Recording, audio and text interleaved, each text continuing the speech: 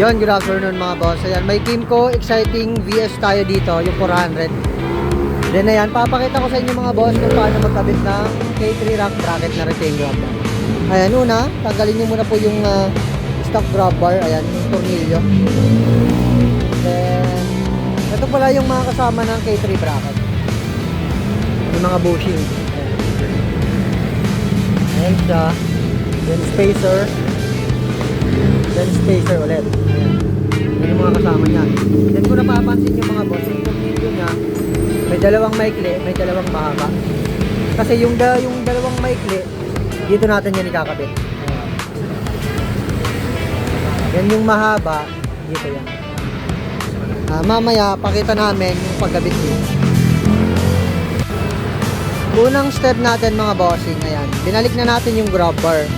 Then yung bushing kanina, ito, dito natin yan ilalagay. Ayan.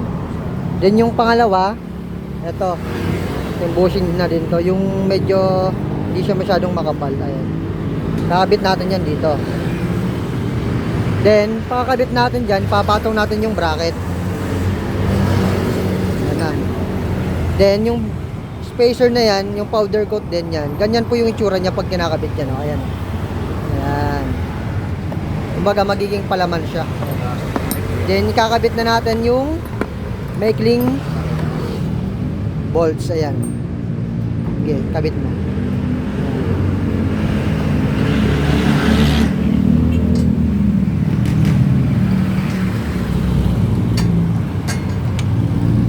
Yan yung pagkabit niyan mga bossing. Pakagitin mo muna siya kahit mga 2 ikot or 3. Ayan. Bago nyo magkabit kayo sa ibang parte niya.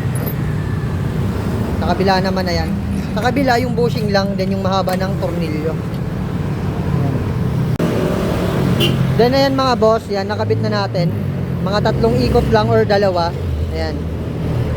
Nakakabit na yan. Then next natin naman yung kabilang side niya. Kagaya rin yung dati, spacer. Ayan.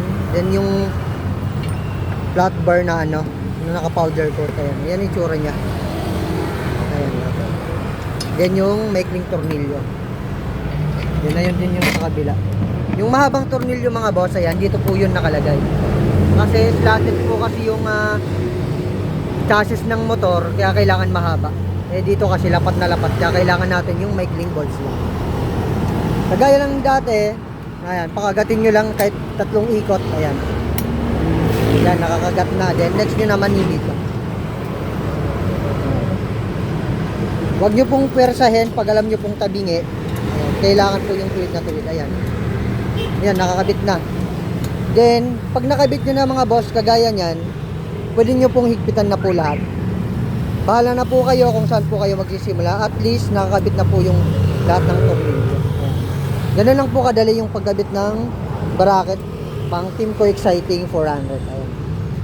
Pag nakakabit na, yan, pwede na po kayo magigpit lahat. Ayan.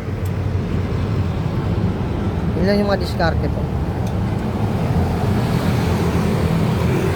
Yan mga boss, sana nakatulong. Maraming salamat.